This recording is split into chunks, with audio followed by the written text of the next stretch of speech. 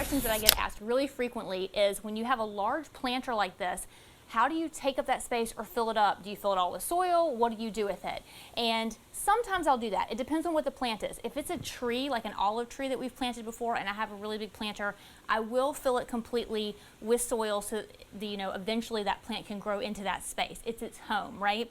But sometimes I just want a plant to live here for beauty, and I just want to get kind of lazy about it, right? You guys know, like underneath my patio right now, sometimes I just want to get a quick planting done. So, big hack today.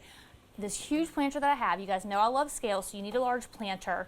I fill it up with bricks to the point where the plant won't poke over the top. So let me show you guys. Look at this. Just like that.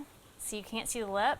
And then I'll cover it with that Spanish moss around the sides, like that.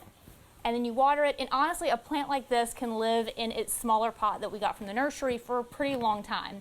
Once you move up, there's still plenty of room in here to continue potting it up without actually planting it into this pot. The other thing that I'll do too is, again, we're underneath this outdoor space. I know a lot of you guys worry about your flooring. Even though this is water-proof tile and the water will go off of it, eventually that water will end up making marks and it'll get a little dark, it'll catch dirt and things like that. So we try to prevent that as much as possible. So another trick and tip and hack I have is for you to put some sort of saucer inside the planter. I know traditionally we put them underneath the planter, but sometimes that can be ugly. Sometimes we don't have something that matches perfectly with the planter that we purchased.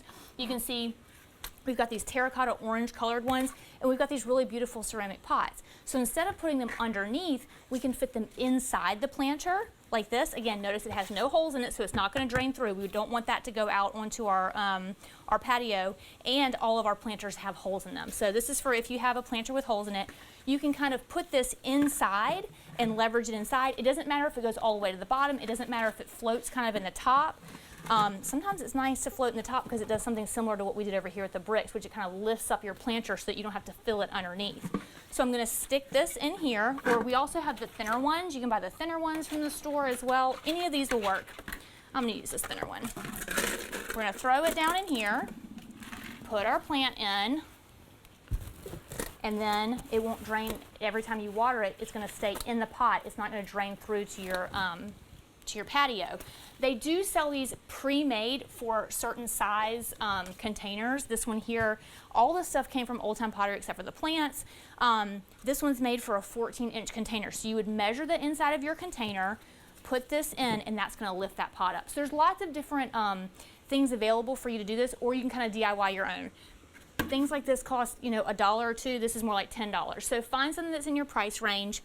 Get those little hacks together so you can keep your outdoor space clean and kind of like fakey with your outdoor plants so that you'll have a beautiful setting and it won't take you as much time.